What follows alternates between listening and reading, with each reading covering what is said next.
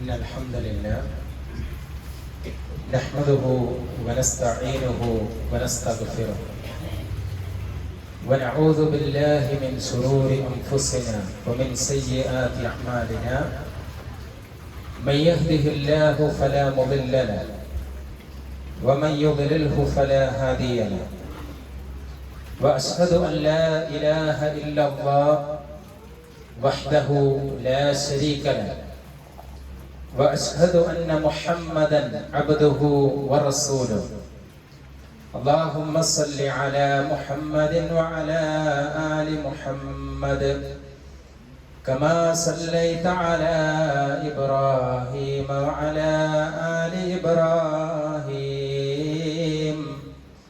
إنك حميد مجيد اللهم بارك على محمد وعلى آل محمد كما باركت على إبراهيم وعلى آل إبراهيم إنك حميد مجيد يا أيها الذين آمنوا اتقوا الله حق تقاته ولا تموتن إلا وأنتم مسلمون يا أيها الناس اتقوا ربكم الذي خلقكم من نفس واحدة وخلق منها زوجها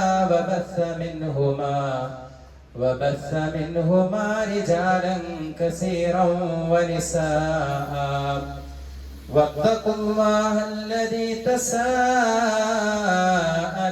به والأرحام إن الله كان عليكم رقيبا يا أيها الذين آمنوا اتقوا الله وقولوا قولا سديدا يصلح لكم أعمالكم ويغفر لكم ذنوبكم ومن يطع الله ورسوله فقد فاز فوزا عظيما أما بعد فإن خير الحديث كتاب الله وخير الحدي حدي محمد صلى الله عليه وسلم وشر الأمور محدثاتها وكل محدثة بدعة وكل بدعة ضلالة وكل ضلالة في النار أعوذ بالله السميع العليم من الشيطان الرجيم بسم الله الرحمن الرحيم يا أيها الذين آمنوا قوا أنفسكم وأهليكم نارا وقودها الناس والحجارة عليها ملائكة غلاظ شداد لا يعصون الله ما أمرهم ويفعلون ما يؤمرون. ബഹുമാന്യരായ സത്യവിശ്വാസികളെ വിശ്വാസിനികളെ, അള്ളാഹുവിനെ സൂക്ഷിച്ചുകൊണ്ട് ജീവിക്കണമെന്ന് സ്വന്തത്തോടെന്ന പോലെ ഓരോരുത്തരോടും ഗൗരവത്തോടുകൂടെ വസിയ്യത്ത് ചെയ്യുകയാണ്, ഉപദേശിക്കുകയാണ്. അല്ലാഹു സുബ്ഹാനഹു വ തആല ഒട്ടനവധി നിഅമത്തുകൾ വാരിക്കോരി നൽകിയിട്ടുള്ളവരാണ് നമ്മൾ. അവൻ ചെയ്തു തന്ന നിഅമത്തുകൾ നമ്മളിങ്ങനെ എണ്ണി നോക്കുകയാണെങ്കിൽ ഒരിക്കലും എണ്ണി തിട്ടപ്പെടുത്താൻ പറ്റാത്തത്ര നിഅമത്തുകൾ അവൻ നമുക്ക് വാരിക്കോരി നൽകിയിട്ടുണ്ട്. ഏത് ചെറുതും വലുതുമായ നിഅമത്തുകൾ അല്ലാഹ് ചെയ്തു തന്നത് നമ്മൾ ശരിക്കൊന്ന് ചിന്തിച്ചു നോക്കുകയാണെങ്കിൽ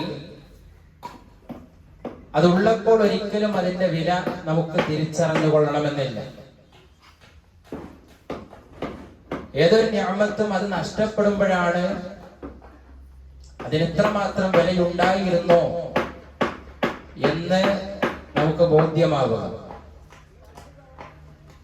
നമ്മുടെ കണ്ണ്, നമ്മളെന്നും രാവിലെ എഴുന്നേറ്റ് വരുന്നു, കണ്ണും തിരുമ്പി കണ്ണ് കഴുകി, എന്നിട്ട് നമ്മളിങ്ങനെ കാണുന്ന നമുക്ക് യാതൊരു വിഷമവുമില്ല.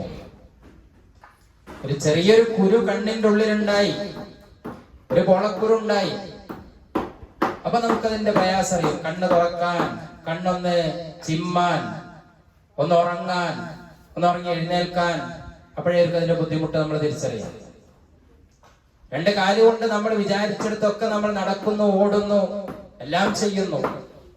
പക്ഷേ ആ കാലിന്റെ അടിയിൽ ഒരു മുള്ളു തറച്ചാൽ നമുക്ക് കാല് വെക്കാൻ ഇത് വേദന കൊണ്ട് നമ്മൾ പ്രയാസപ്പെടുന്നുണ്ട്. അപ്പൊ നമുക്ക് മുമ്പത്തത്ര നടത്തത്തിന് സ്പീഡില്ല, വിചാരിച്ചിടത്തേക്ക് വിചാരിച്ചതുപോലെ പോകാൻ കഴിയില്ല. അപ്പോഴാണ് നമുക്ക് മനസ്സിലാവുക നമ്മുടെ കാലിന് ഒരു കുഴപ്പമില്ലാത്തൊരവസ്ഥ ഉണ്ടായിരുന്നല്ലോ, അപ്പൊ ഈ ചെയ്തു തന്ന നിഅമത്തിന്റെ വില ഞാൻ തിരിച്ചറിഞ്ഞിട്ടില്ല.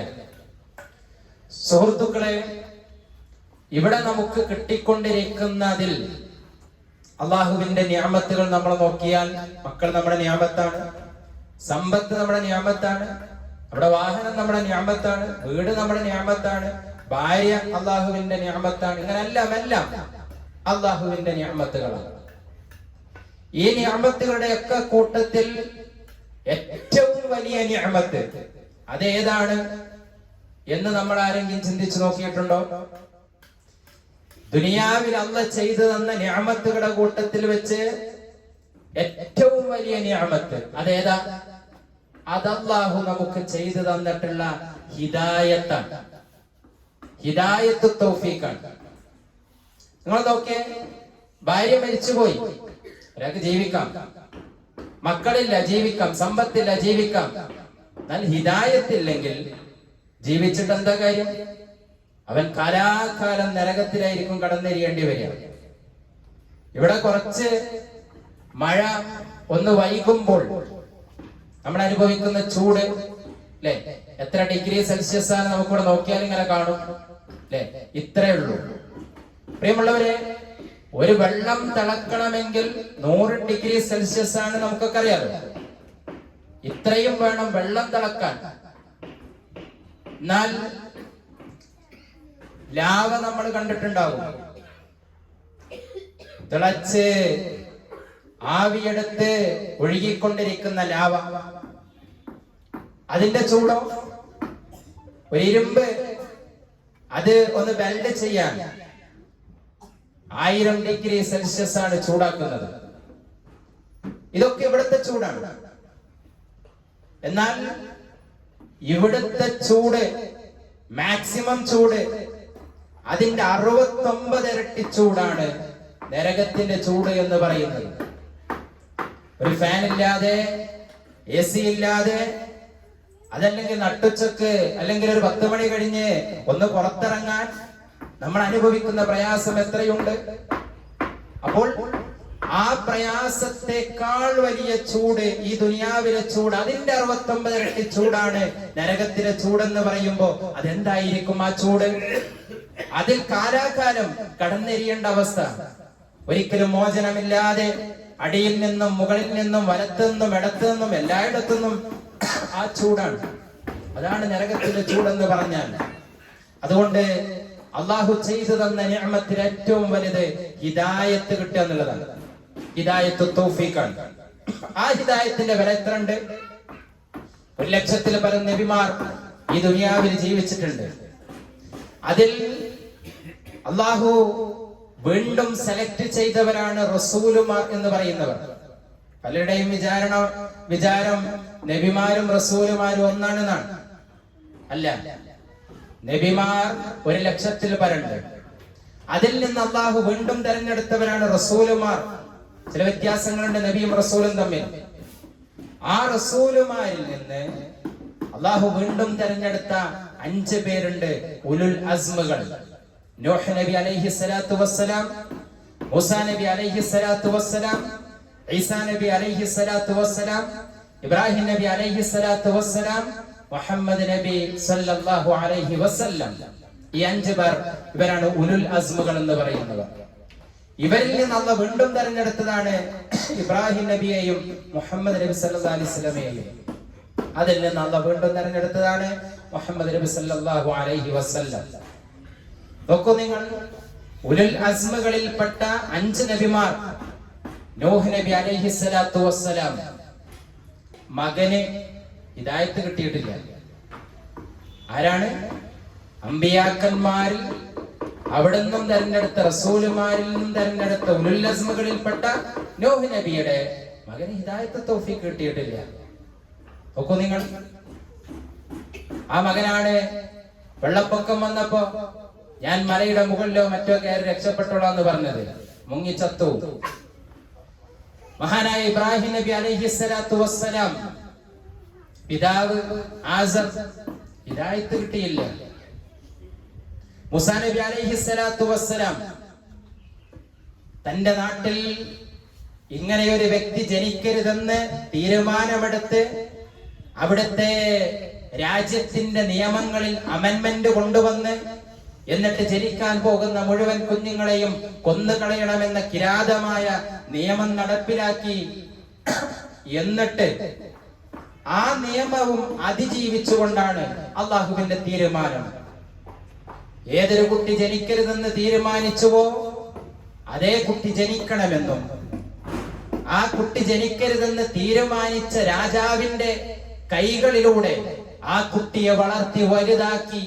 അതാണ് അള്ളാഹുവിന്റെ കഴിവ്. ഇന്നല്ലാഹ അലാ കുല്ലി ശൈഇൻ ഖദീർ. അള്ളാഹു എല്ലാത്തിനും കഴിവുള്ളവനാണ്.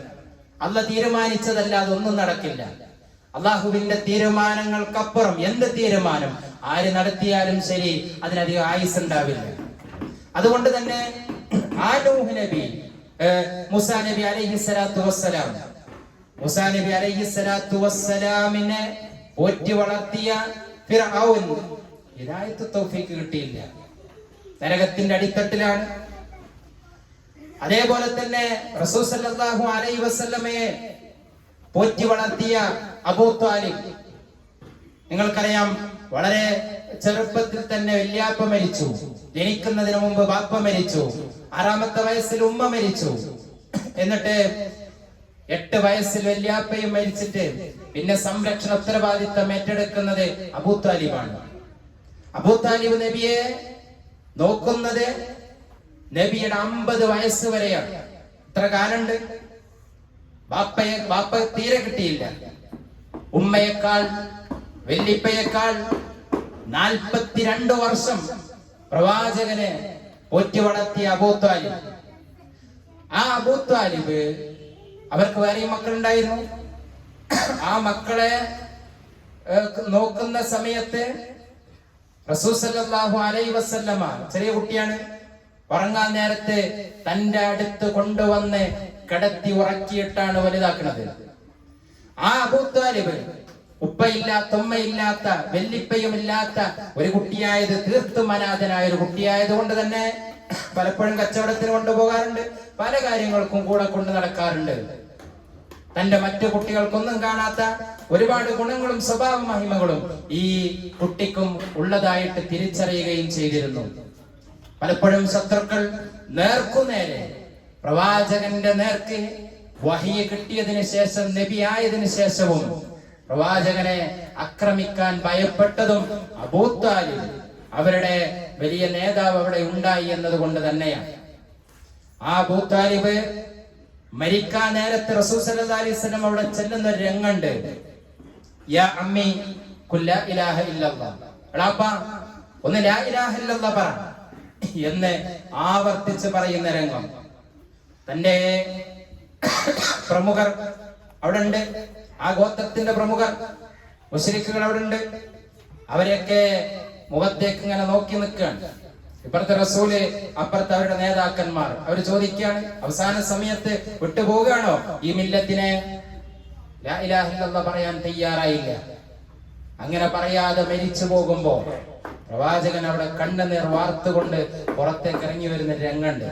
പ്രിയമുള്ളവരെ, ഇത്രയും കാലം റസൂലിനെ എല്ലാ സംരക്ഷണവും ഏർപ്പെടുത്തി പ്രവാചകനും അങ്ങേയറ്റം സ്നേഹിച്ച അയളാപ്പക്ക് കിട്ടാത്ത ഹിദായത്ത്. എവിടെയോ താമസിക്കുന്ന നമ്മൾ ആ പ്രവാചകന്റെ കാലത്ത് ജീവിച്ചിട്ടില്ല. സഹാബികളെ നമ്മൾ കണ്ടിട്ടില്ല, താബിയങ്ങളെ കണ്ടിട്ടില്ല. എവിടെയോ ജീവിക്കുന്ന നമുക്ക് ഈ ഹിദായത്ത് തൗഫീഖ് കിട്ടിയില്ലേ? കിട്ടി. ഇതേം സ്വീകരിക്കാനുള്ള തൗഫീഖ് നമുക്ക് കിട്ടി. ഇതിന് മാത്രം എന്താണ് നമ്മൾ ചെയ്തിട്ടുള്ളത്? ലക്ഷക്കണക്കിന് മനുഷ്യന്മാരുടെ കൂട്ടത്തിൽ നിന്ന് അള്ളാഹു ഈ ഹിദായത്ത് കൊടുക്കാൻ വേണ്ടി സെലക്ട് ചെയ്തപ്പോ അതിൽ ഒരുവനായി മാറാൻ നമുക്കും കഴിഞ്ഞില്ലേ? പ്രിയമുള്ളവരെ, എന്ത് യോഗ്യതയുടെ അടിസ്ഥാനത്തിലാണ് നമുക്കത് കിട്ടിയിട്ടുള്ളത്? അള്ളാഹുവിന്റെ വിശാലമായ കാരുണ്യത്തിന്റെ അടിസ്ഥാനത്തിലാണ് നമുക്കത് കിട്ടിയിട്ടുള്ളത്. എങ്കിൽ ഈ ഒരു നിഅമത്തിനെ എത്രമാത്രം നമ്മൾ ശുക്ർ ചെയ്യേണ്ടിയിരിക്കുന്നു? ചെയ്തിട്ടുള്ള ശുക്ർ അത്രയും മതിയാകുമോ? ജീവിതകാലം മുഴുവൻ ശുക്ർ ചെയ്താലും മതിയാകുമോ? ഒരിക്കലുമില്ല. അതുകൊണ്ട് പ്രിയമുള്ളവരെ, ഹിദായത്ത് കിട്ടി എന്നതുകൊണ്ട് അത് നഷ്ടപ്പെടൂല എന്ന് ആരും കരുതേണ്ടതില്ല. അത് നഷ്ടപ്പെടൂല എന്ന് കരുതേണ്ടതില്ല. ഹിദായത്ത് നഷ്ടപ്പെട്ടു പോകും. അതുകൊണ്ടാണ് റബ്ബ് നമുക്കൊരു പ്രാർത്ഥന പഠിപ്പിച്ചത്.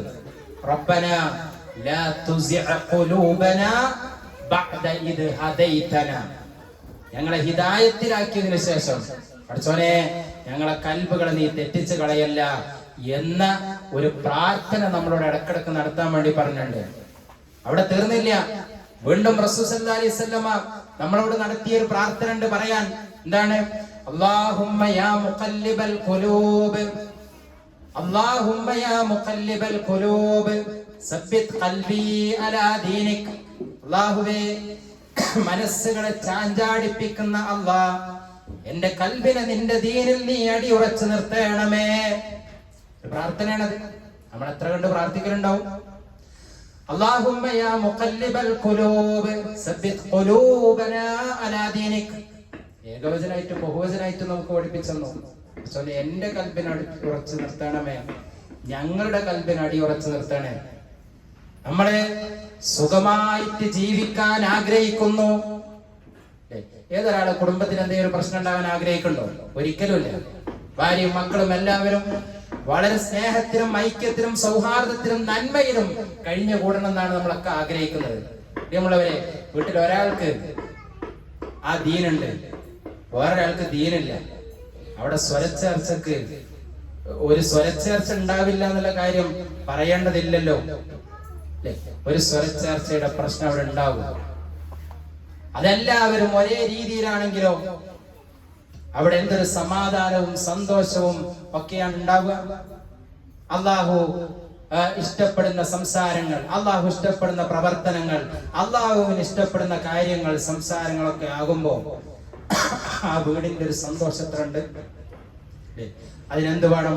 കാര്യങ്ങൾ കേൾക്കുകയും പഠിക്കുകയും മനസ്സിലാക്കുകയൊക്കെ ചെയ്യുമ്പോഴാണ് മനസ്സിങ്ങനെ തുറക്കുക. എത്ര വലിയ കടുത്ത പാറ പോലത്തെ ഹൃദയാണെങ്കിലും അള്ളാഹുവിന്റെ ഖുർആനും സുന്നത്തൊക്കെ ഇങ്ങനെ കേൾക്കുമ്പോ മനസ്സിന് ഇങ്ങനെ ഒരു ചെറിയൊരു അലിവ് ഇങ്ങനെ ഉണ്ടാവും. പലരും മക്കളെ പറ്റിയൊക്കെ പറയും, എത്ര പറഞ്ഞിട്ടും കേൾക്കണില്ല, എത്ര പറഞ്ഞിട്ടും നന്നാവണില്ല, അല്ലെ അയാൾ നന്നാകണില്ല, ഇയാൾ നന്നാകണില്ല എന്നൊക്കെ നമ്മൾ പറയും. പ്രിയമുള്ളവരെ, ഇത് പടച്ചവന്റെ ഒരു തൗഫീഖാണ്. ഇത് കിട്ടാൻ ആദ്യം നമ്മൾ പ്രാർത്ഥിച്ചു കൊണ്ടിരിക്കണം. അതിനു പുറമെ ചിലർ കേൾക്കുമ്പോ തന്നെ ചിന്തിക്കും, ചിലര് കേൾക്കുമ്പോ ചിന്തിക്കില്ല, ചിലര് കുറെ കഴിഞ്ഞിട്ടാണ് ചിന്തിക്കുക. അതുകൊണ്ട് ഒന്ന് കേട്ട് പിന്നെയും കേട്ട് പിന്നെയും കേട്ട് അങ്ങനെ കുറെ ഇങ്ങനെ കേൾക്കുമ്പോഴാണ് അയാൾക്ക് ഇങ്ങനെ ബോധോദയം ഉണ്ടാകുക. ഞാന് ഒക്കെ എത്ര മാത്രം ചിന്തിക്കേണ്ടിയിരിക്കുന്നു, പഠിക്കേണ്ടിയിരിക്കുന്നു എന്നൊക്കെ. അതുകൊണ്ട് തന്നെ ആ ഹിദായത്ത് എല്ലാവർക്കും വേണ്ടി കിട്ടാൻ, കിട്ടിയവരുടേത് മുഴുവൻ നഷ്ടപ്പെടാതിരിക്കാൻ ബഹുവചനത്തിലൊരു പ്രാർത്ഥന, അല്ലാഹുമ്മ യാ മുഖല്ലിബൽ ഖുലൂബ് സബ്ബിത് ഖുലൂബനാ അലാ ദീനിക്. ഈ ഒരു പ്രാർത്ഥന. പ്രിയമുള്ളവരെ, എന്തിനാണ് നമ്മൾ ഇങ്ങനെയൊക്കെ ഈ ദുനിയാവിൽ ജീവിക്കുന്നത്? ഒറ്റൊരു ലക്ഷ്യം മാത്രമാണ്, സ്വർഗം കിട്ടണം. നരകത്ത് പോകരുത് അല്ലെ, നരകത്ത് പോകരുത് വിചാരിച്ചിട്ടാണ്. ആ നരകത്തെ പറ്റി എന്താണ് നമ്മളോട് പറഞ്ഞത്? യാ അയ്യുഹല്ലദീന ആമനൂ, സത്യവിശ്വാസികളെ, ഖൂ അൻഫുസകും വഅഹ്ലീകും നാറാ, നിങ്ങൾ നിങ്ങളെയും നിങ്ങളുടെ കുടുംബത്തിനെയും നരകത്തിൽ നിന്ന് രക്ഷിക്കണം. നിങ്ങളെയും നിങ്ങളുടെ കുടുംബത്തിനെയും നരകത്തിൽ രക്ഷിക്കണം എന്ന് പറഞ്ഞു. ഞാൻ മാത്രം രക്ഷപ്പെട്ടാ പോരാ, എന്റെ ഭാര്യ രക്ഷപ്പെടണം, എന്റെ മക്കൾ രക്ഷപ്പെടണം, എന്റെ ഉമ്മ രക്ഷപ്പെടണം, ഉപ്പ രക്ഷപ്പെടണം, പെങ്ങളും അനിയൻ ജ്യേഷ്ഠൻ എല്ലാം രക്ഷപ്പെടണം. ഞാൻ മാത്രം പോരാ. അങ്ങനെ സെൽഫിഷ് മൈൻഡ് അല്ല.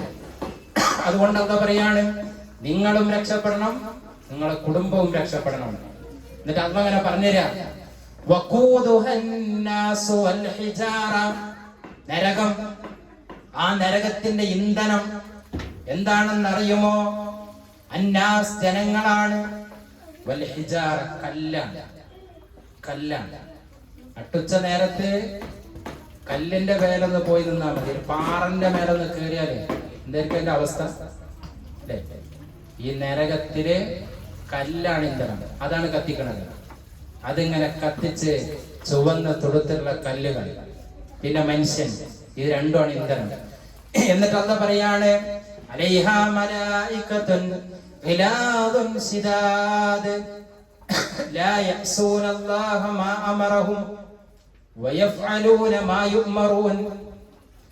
അലൈഹാ മലായികത്തുൻ ഗിലാദുൻ ശിദാദ്, ആ നരകമുണ്ടല്ലോ, ആ നരകത്തെ കാക്കാനുള്ള മലക്കുകളുണ്ട്, കാവൽക്കാരുണ്ട്, മലക്കുകൾ. 19 മലക്കുകളുണ്ട് എന്നാ പറഞ്ഞത്. 19 മലക്കുകൾ അവര് നരകത്തെ കാക്കാനുണ്ട്. ആ മലക്കുകളുടെ പ്രത്യേകത എന്താണ്? അലൈഹാ മലായികത്തുൻ ഗിലാദുൻ ശിദാദ്, ഒരു കോംപ്രമൈസിന് അവർ തയ്യാറല്ല, ഒരു അഡ്ജസ്റ്റ്മെന്റ്, ഒരു റെക്കമെൻഡ് ഇല്ല, അതിനവർ തയ്യാറല്ല. അവര് അല്ലാഹ് എന്താണോ കൽപ്പിച്ചത് അതവർ ചെയ്യും, വേറെ ഒന്നും അവിടെ നടക്കൂല. എന്നിട്ട് അല്ലാഹ് പറയാണ്, ലാ യഅ്സൂനല്ലാഹ മാ അമറഹും വയഫ്അലൂന മാ യുഅ്മറൂൻ. അല്ലാഹു കൽപ്പിച്ചതിനെതിരെ പ്രവർത്തിക്കാത്തവരാണ്, കൃത്യമായി അനുസരിക്കുന്നവരാണ്. അവരാണ് ആ നരകത്തിനെ കാക്കുന്ന മലക്കുകൾ. ആ മലക്കുകള് നരകത്തേക്ക് മനുഷ്യന്മാരെങ്ങനെ കൊണ്ടുപോയിടുന്ന സമയത്ത് അവര് ചോദിക്കുന്ന ഒരു ചോദ്യം സൂറത്തുൽ മുൽക്കിൽ അല്ലാഹ് ചോദിക്കുന്നുണ്ട്. നരകത്തേക്ക് ഇങ്ങനെ കൊണ്ടുപോയി ഇടുകയാണ്, വിചാരണയൊക്കെ കഴിഞ്ഞിട്ട്. ആലോചിച്ച് നോക്കി ആ രംഗം. ദുനിയാവില് സ്വർഗം കിട്ടണമെന്ന് ആഗ്രഹിക്കാത്ത ആരുമില്ല, അത് കിട്ടിയത് നരകാണ്. എന്നിട്ട് പിന്നെ അവിടെ വിചാരണയൊക്കെ നരകത്തേക്ക് ഇങ്ങനെ കൊണ്ടുപോകുമ്പോ ആ മനുഷ്യന്റെ ഒരു അവസ്ഥ എന്തായിരിക്കും? ഇവിടെ തൂക്കാൻ വിധിച്ചുള്ള മനുഷ്യന്മാരങ്ങൾ കണ്ടിട്ടില്ലേ? തൂക്കിക്കൊല്ലാൻ കൊണ്ട് കൊണ്ടുപോകുമ്പോ അവന്റെ പകുതി മുക്കാലും ജീവൻ അല്ലേ തന്നെ തീർന്നുണ്ടാവും.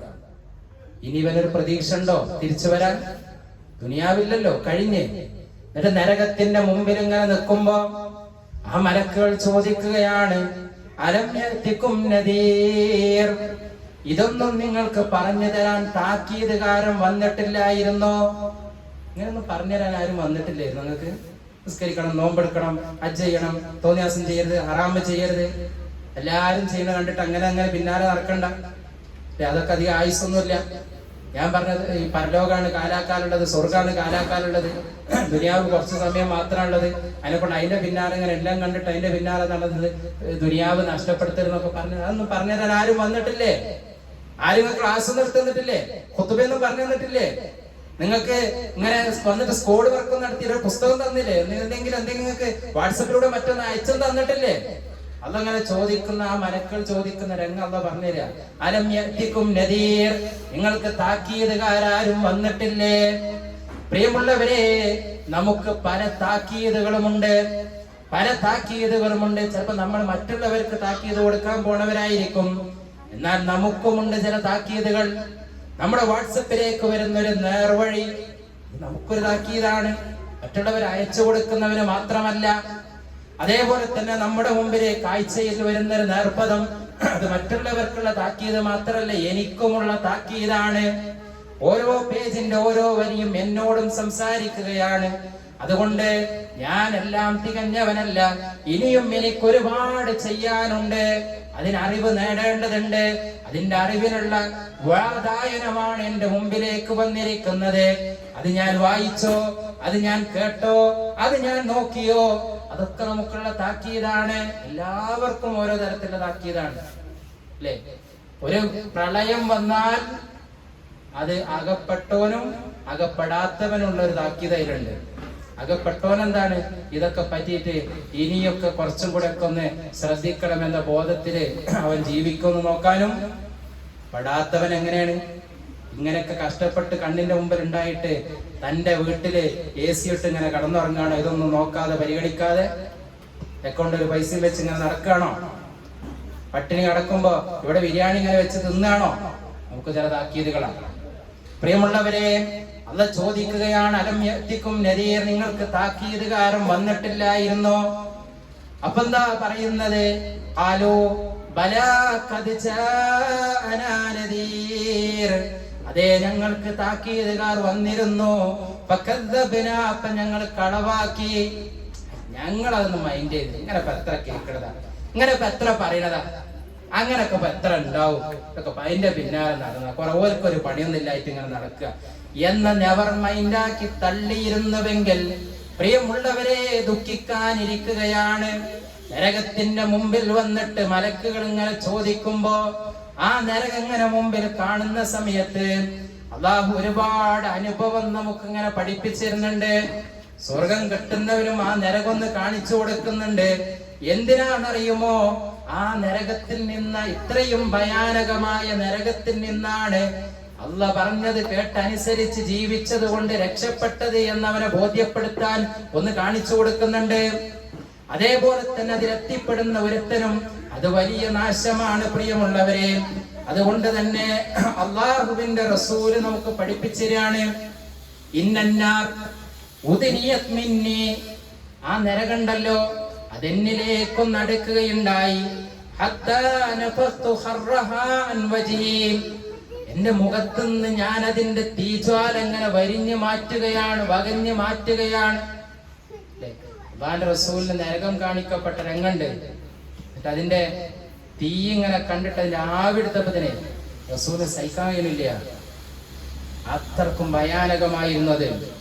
എന്നിട്ട് റസൂല് പറയുകയാണ്, വല്ലദീ നഫ്സു മുഹമ്മദിൻ ബിയദിഹി, എന്റെ ആത്മാവ് ആരുടെ കയ്യിലാണോ അവൻ തന്നെയാണ് സത്യം. ലൗ റഅയ്തും മാ റഅയ്തു, ഞാൻ കണ്ടത് നിങ്ങൾ കണ്ടിരുന്നുവെങ്കിൽ ലളഹിത്തും ഖലീലാ വലബകൈതും കസീറാ, നിങ്ങൾ അല്പം മാത്രം ചിരിക്കുമായിരുന്നുള്ളൂ, ധാരാളം നിങ്ങൾ കരയുമായിരുന്നേനെ. ഖാലൂ, സഹാബികൾ ചോദിക്കുകയാണ്, വമാ റഅയ്ത യാ റസൂലല്ലാഹ്, അല്ലാഹുവിന്റെ റസൂലേ നിങ്ങൾ എന്താണ് കണ്ടത്? ഇത്രമാത്രം പ്രയാസപ്പെടുന്ന എന്താണ് നിങ്ങൾ കണ്ടത്? അപ്പൊ പ്രവാചകൻ പറയുന്നു, റഅയ്തുൽ ജന്നത വന്നാർ, ഞാൻ കണ്ടത് സ്വർഗമാണ്, നരകമാണ്. ആ നരകം കണ്ടപ്പോഴുള്ള രംഗമാണ് എന്നെ ഏറെ വേദനിപ്പിച്ചത് എന്ന് റസൂൽ സല്ലല്ലാഹു അലൈഹി വസല്ലം പറയുന്നുണ്ടെങ്കിൽ, സുഹൃത്തുക്കളെ, ആരാ നബി സല്ലല്ലാഹു അലൈഹി വസല്ലം? സ്വർഗത്തിന്റെ വാതില് തുറക്കുന്ന, ഹൗദുൽ കൗസറിലെ വെള്ളം മുക്കിക്കൊടുക്കുന്ന, ജനങ്ങൾക്ക് വേണ്ടി ശഫാഅത്ത് നടത്തുന്ന, ആദ്യമായി പരലോകത്ത് തല ഉയർത്തി സംസാരിക്കുന്ന റസൂൽ സല്ലല്ലാഹു അലൈഹി വസല്ലം ആ നരകം കണ്ടിട്ട് പേടിച്ചു പോയി എന്ന് പറഞ്ഞാൽ പിന്നെന്താ അവസ്ഥ? എന്താണ് അവസ്ഥ അല്ലേ? അതുകൊണ്ട് റസൂലുള്ളാഹി പറയുകയാണ്, മാ ബൈന മൻകിബൈൽ കാഫിർ മസീറത്തു സലാസത്തു അയ്യാം, ഒരു നരകത്തിൽപ്പെടുന്ന ഒരു മനുഷ്യന്റെ ഒരു ചുമല് മുതൽ മറ്റൊരു ചുമല് വരെയുള്ള ദൂരത്രയെന്നറിയോ? 3 ദിവസം അതിവേഗതയിൽ സഞ്ചരിക്കുന്ന ഒരാൾക്ക് സഞ്ചരിക്കാനുള്ള ദൂരം ഉണ്ടാകുന്ന, കോഴിക്കോട് പോകാൻ ഒരു 2-2.5 മണിക്കൂർ മതി. 3 ദിവസത്തെ യാത്ര നിങ്ങളൊന്ന് ആലോചിച്ച് നോക്കി. അത് മതി സ്പീഡിൽ 3 ദിവസം സഞ്ചരിക്കാനുള്ള ദൂരം എന്ന് പറഞ്ഞാൽ അത്ര വലുപ്പുണ്ടാവും ഒരു മനുഷ്യന്റെ ഇവിടുന്ന് ഇവിടം വരെ. നരകത്തിൽപ്പെടുന്ന മനുഷ്യന്റെ അവസ്ഥ പറയണത് ഈ കാണുന്ന കോലൊന്നാവൂല. അതേപോലെ തന്നെ അവിടുത്തെ ഒരു മനുഷ്യന്റെ പല്ലിന്റെ വലുപ്പം ഉഹുദ് മലയുടെ വലുപ്പമാണ്. ഉഹുദ് മല കാണാത്തവർ കുറവായിരിക്കും അല്ലേ? ഒരുപാട് ആളുകൾ കണ്ടവരുണ്ടാവും. ആ ഉഹുദ് മല, അതിന്റെ നീളം, അതിന്റെ ഉയരൊക്കെ കിലോമീറ്ററുകൾ നീളവും മീറ്റർ കണക്ക് ഉയരമുള്ള ഉഹുദ് മല അത്ര വലുപ്പാണ്. ഒരു പല്ലിന്റെ വലുപ്പമാണ് അടുത്ത പല്ല്. അങ്ങനെ വായിലുള്ള മുഴുവൻ പല്ലിന്റെയും ആ വലുപ്പം നിങ്ങൾ സങ്കല്പിച്ചു നോക്കി. അപ്പൊ ആ വായന്റെ വലുപ്പത്ര ഉണ്ടാവും, ആ തലന്റെ വലുപ്പത്ര ഉണ്ടാവും, ആ തല വെക്കാനുള്ള ഉടലിന്റെ വലുപ്പത്ര ഉണ്ടാവും. അപ്പൊ ആ ഉടല് വെക്കാനുള്ള ഒരു സ്പേസ് എത്ര വേണ്ടി വരും? ഒരു മനുഷ്യന്റെ. നരകത്തിലാണ് കൂടുതൽ മനുഷ്യന്മാരുണ്ടാവുക. അപ്പൊ ഈ മുഴുവൻ മനുഷ്യന്മാരെ ഉൾക്കൊള്ളിക്കണമെങ്കിൽ ആ നരകത്തിന്റെ വലുപ്പത്ര ഉണ്ടാവും. നമുക്കൊരിക്കലും ഇവിടെ നിന്ന് ഒരു പക്ഷെ ചിന്തിക്കാൻ കഴിഞ്ഞോളന്നില്ല. ഭീകരമാണ് സുഹൃത്തുക്കൾ നരകം. അതുകൊണ്ട് അവിടുന്ന് രക്ഷപ്പെടണമെന്ന് റസൂൽ സല്ലല്ലാഹു അലൈഹി വസല്ലം ഇടക്കിടക്ക് താക്കി നടക്കണം. നമ്മൾ ഖുതുബ കേൾക്കുമ്പോൾ 3 ആയത്ത് കേൾക്കാത്ത ഒരു ഖുതുബ ഉണ്ടാവില്ല. യാ അയ്യുഹല്ലദീന ആമനു തഖുല്ലാഹ ഹഖ്ക തുഖാതി, അതാണ് സൂക്ഷിക്കേണ്ട പോലെ സൂക്ഷിച്ചോളി. വലാ തമൂതുന്ന ഇല്ലാ വഅൻതും മുസ്ലിമൂൻ, മുസ്ലിമായി കൊണ്ടല്ലാതെ മരിക്കല്ലേ. യാ അയ്യുഹന്നാസ്, ജനങ്ങളെ, ഇത്തഖൂ റബ്ബക്കുമുല്ലദീ ഖലഖക്കും, നിങ്ങളെ പടച്ച നിങ്ങളെ സ്രഷ്ടാവിനെ നിങ്ങൾ സൂക്ഷിച്ചോളി. ഒരാണെന്നും പെണ്ണും നിങ്ങളെ പടച്ചവനെ സൂക്ഷിച്ചോളി. ഈ ആയത്ത് കേൾക്കാത്തൊരു ജുമ ഉണ്ടാവില്ല. അടുത്ത ആയത്ത് യാ അയ്യുഹല്ലദീന ആമനു തഖുല്ലാഹ വഖൂലു ഖൗലൻ സദീദ, വിശ്വാസികളെ അല്ലാഹുവിനെ സൂക്ഷിച്ചോ, നല്ലത് പറഞ്ഞോളി അല്ലേ? അല്ലാഹു ഇങ്ങനെ ഓർമ്മപ്പെടുത്താണ്. എന്നിട്ട് വീണ്ടും ഖുതുബയ്ക്കാണെങ്കിൽ ജുമുഅ ഖുതുബയ്ക്കാണെങ്കിൽ ഇമാം ഇങ്ങനെ അഭിസംബോധന ചെയ്യുമ്പോ തുടക്കത്തിലൊരു വസിയത്ത്, തഖ്വ കൊണ്ടുള്ള വസിയത്ത്, 4-മത്തത്. രണ്ടാമത്തെ ഖുതുബ തുടങ്ങുമ്പോൾ വീണ്ടും തഖ്വ കൊണ്ടുള്ള വസിയത്ത് അല്ലേ? എല്ലാ ജുമുഅക്കും സുന്നത്തായി പഠിപ്പിച്ച 4 സൂറത്തുണ്ട്. ആ സൂറത്തിലൊക്കെ മരണവും പരലോകമൊക്കെയാണ് പറയുന്നത്. എല്ലാ വെള്ളിയാഴ്ചയും സുബൈക്ക് ഓതാൻ സുന്നത്തായി പഠിപ്പിച്ച 2 സൂറത്തുണ്ട്. ഒന്ന് സൂറത്തു സജദ, അതിൽ എന്തിനെ പറ്റിയാ പറയുന്നത്? മരണത്തിനെ പറ്റി പറയുന്ന ഭാഗം അല്ലേ? അതേപോലെ തന്നെ 2-മത്തെ റക്അത്തിൽ നമ്മൾ സുബൈക്ക് പാരായണം ചെയ്യുന്ന ഇൻസാനാണ്. എന്തായാലും പറയുന്നത്, മനുഷ്യ, നിനക്ക് ഇതൊന്നല്ലാത്ത മുമ്പത്തെ ഒരു അവസ്ഥ കഴിഞ്ഞു വിട്ടില്ലേനോ? അന്ന് നീ ആരായിരുന്നു, എവിടെയായിരുന്നു, എന്താ പേര്, എന്താ അഡ്രസ്, ആരായിരുന്നു നീ? പിന്നെ ഇവിടൊക്കെ വന്നിട്ട് ഇങ്ങനെയൊക്കെ നകളിപ്പൊക്കെ കാണിച്ച് ജീവിക്കാൻ മാത്രം നീ ആരാ അല്ലേ? എല്ലാ ആഴ്ചയും നമ്മളങ്ങനെ ഉത്ബോധിപ്പിച്ചുകൊണ്ടിരിക്കുകയാണ്. പ്രിയമുള്ളവരെ, ദുനിയാവ് കുറച്ചേ ഉണ്ടാവുള്ളൂ. എല്ലാവർക്കും അള്ളാഹു നിശ്ചയിച്ചത് മാത്രമേ കിട്ടുള്ളൂ. എത്ര വലിയ പണക്കാരനാണെങ്കിലും 3 കഷ്ണം തുണിയല്ലാതെ ഒന്നും കൊണ്ടുപോകില്ല, വേറെ ഒന്നും കൊണ്ടുപോകില്ല. അതുകൊണ്ട് അവിടെ നിന്നാണ്ട് തുടങ്ങുന്ന അടുത്തൊരു ജീവിതമുണ്ട്. അവിടെ എല്ലാവരും തുല്യരാണ്. അവിടേക്ക് എന്തെങ്കിലും നമ്മൾ സമ്പാദിച്ചിട്ടുണ്ടെങ്കിൽ അത് മാത്രമേ പിന്നെ നമ്മളെ കൂട്ടുകാരനായിട്ടുള്ളൂ. അതാണ് യഥാർത്ഥ കൂട്ടുകാരൻ. നമ്മൾ ഒരിക്കലും തിരിച്ചറിയാതെ പോകരുത്. അതിന് അല്ലാഹു ചെയ്തു തന്നിട്ടുള്ള അവസരമാണ് നമ്മുടെ ആയുസ് എന്ന് പറയുന്നത്, സമയം എന്ന് പറയുന്നത്. ആ സമയം നമ്മൾ കൃത്യമായി വിനിയോഗിക്കാനും നല്ല കാര്യത്തിന് വിനിയോഗിക്കാനും നമ്മൾ എല്ലാവരും ശ്രദ്ധിക്കുക. അല്ലാഹു അതിനുള്ള തൗഫീഖ് നമുക്ക് എല്ലാവർക്കും പ്രദാനം ചെയ്ത് അനുഗ്രഹിക്കുമാറാകട്ടെ. അഖൂലു ഖൗലി ഹാദാ അസ്തഗ്ഫിറുല്ലാഹൽ അലിയ്യുൽ അദീം.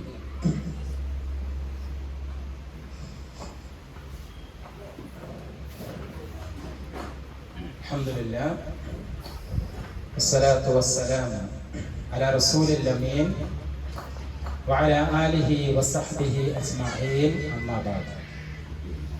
പ്രിയമുള്ള സഹോദരന്മാരെ, സഹോദരികളെ, അല്ലാഹുവിനെ സൂക്ഷിച്ചുകൊണ്ട് ജീവിക്കണമെന്ന് ഒരിക്കൽ കൂടെ വസിയത്ത് ചെയ്യുകയാണ്, ഉപദേശിക്കുകയാണ്.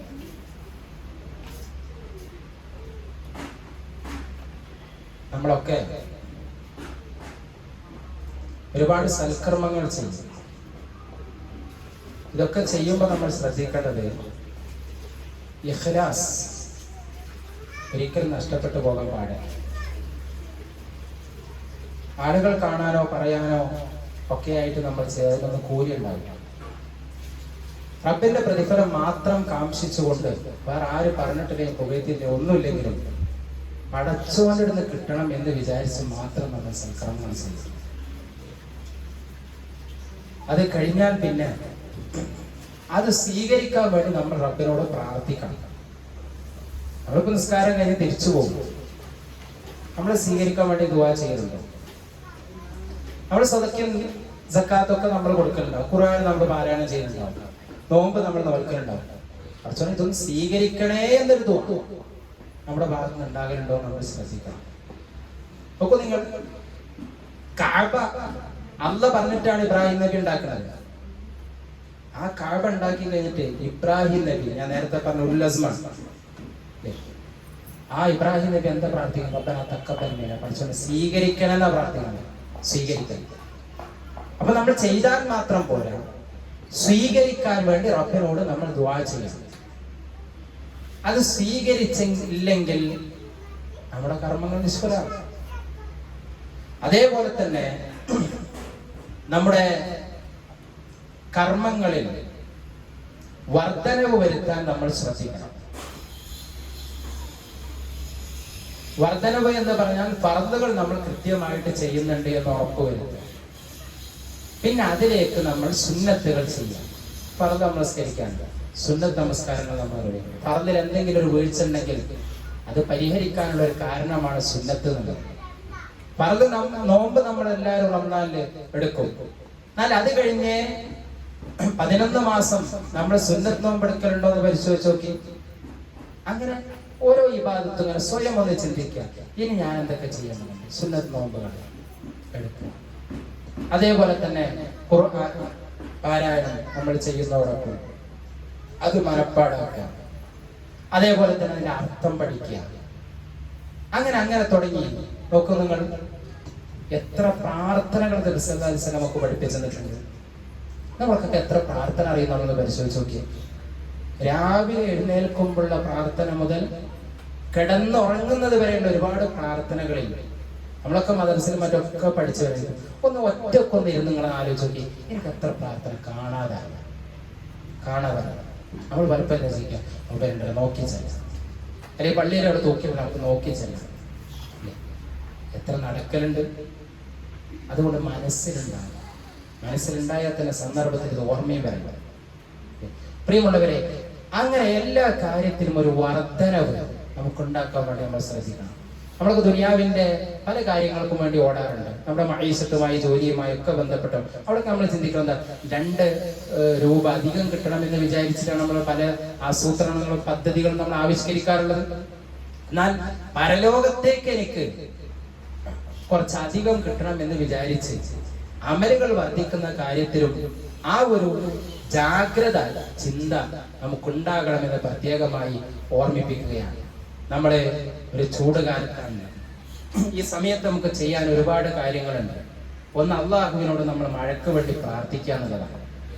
രണ്ടാമത്തത്, പലയിടത്തും വെള്ളം വറ്റുന്ന സമയത്ത് മറ്റുള്ള ആളുകൾക്ക് നമ്മുടെ വീട്ടിൽ വെള്ളത്തിന്റെ സൗകര്യം ഉണ്ടെങ്കിൽ അത് ചെയ്തു കൊടുക്കുക എന്നുള്ളതാണ്. കിണറാണെങ്കിലും മറ്റൊക്കെ ആണെങ്കിലും ചില ആളുകൾ വെള്ളം തടഞ്ഞു വെക്കുന്ന ആളുകളുണ്ട്. അതൊരിക്കലും ശരിയല്ല. നമ്മളെപ്പോലെ ഒരുപാട് ജീവികളുണ്ട് ഇവിടെ, അവർക്കും വെള്ളം വേണം. അവിടെ ടെറസിന്റെ മേലും മറ്റൊക്കെ ഒരു പാത്രത്തിൽ നമ്മൾ വെള്ളം വെച്ചാൽ ആ പക്ഷികൾക്കും മറ്റൊക്കെ ഒരു വെള്ളത്തിനൊരു സോഴ്സായി മാറുകയാണ്.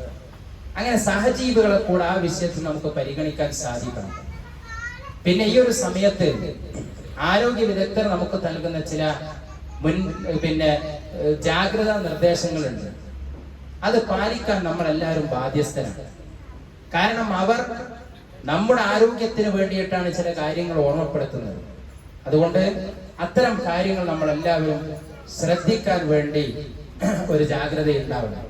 അങ്ങനെ സുഹൃത്തുക്കളെ, എല്ലാ വിഷയത്തിലും ഉയർന്നു നിൽക്കുന്നവരായിട്ട് നമുക്ക് മാറാൻ സാധിക്കണം. അള്ളാഹു നമ്മുടെ എല്ലാ അമലുകളും സ്വീകരിക്കുമാറാവട്ടെ. നമ്മുടെ ഹിദായത്തിന്റെ വില തിരിച്ചറിഞ്ഞുകൊണ്ട് അള്ളാഹ്ക്ക് ശുക്ർ ചെയ്യാനുള്ള ആ തൗഫീഖ് അള്ളാഹു നമുക്ക് എല്ലാവർക്കും പ്രദാനം ചെയ്ത് അനുഗ്രഹിക്കുമാറാവട്ടെ. അറിഞ്ഞു മറയാതെയും ചെയ്തു പോയിട്ടുള്ള എല്ലാ തെറ്റുകുറ്റങ്ങളും അള്ളാഹു നമുക്ക് പുറത്ത് മാപ്പാക്കി തരുമാറാവട്ടെ. ഇലാഹ ഇല്ലല്ലാഹ് എന്ന കലിമത്ത് തൗഹീദ് ഉച്ചരിച്ച് മുസ്ലിമായി, മുവഹിദായി, മുത്തഖിയായി, മുഖ്ലിസായി ലോകത്തോട് യാത്ര പറയാനുള്ള സൗഭാഗ്യം അള്ളാഹു നമുക്ക് എല്ലാവർക്കും പ്രദാനം ചെയ്ത് അനുഗ്രഹിക്കുമാറാവട്ടെ. രോഗങ്ങളെ കൊണ്ട് വിഷമിക്കുന്ന ഒരുപാട് പേരുണ്ട്. പൊടുന്നനെ ദിവസങ്ങൾ എന്ന് വ്യത്യാസമില്ലാതെ പെട്ടെന്നാണ് പല ഞെട്ടിപ്പിക്കുന്ന രോഗങ്ങളും പലരും അറിയുന്നത്. അള്ളാഹു എല്ലാ തരത്തിൽ രോഗങ്ങളിൽ നിന്നും അവർക്ക് ശിഫയെ പ്രദാനം ചെയ്യുമാറാവട്ടെ, ആശ്വാസം പ്രദാനം ചെയ്യുമാറാകട്ടെ. കടങ്ങളെ കൊണ്ട് വിഷമിക്കുന്ന ആളുകൾക്ക് അല്ലാഹു മോചനം പ്രദാനം ചെയ്യുമാറാവട്ടെ.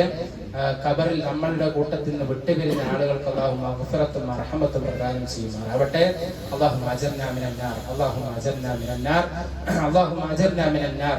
اللهم اعز الاسلام والمسلمين واذل الشرك والمشركين. اللهم يا مقلب القلوب ثبت قلوبنا على دينك. اللهم يا مقلب القلوب ثبت قلوبنا على دينك. اللهم يا مقلب القلوب ثبت قلوبنا على دينك. ربنا آتنا في الدنيا حسنة وفي الآخرة حسنة وقنا عذاب النار. ربنا تقبل منا إنك أنت السميع العليم وتب علينا إنك أنت التواب الرحيم. آمين آمين برحمتك يا أرحم الراحمين.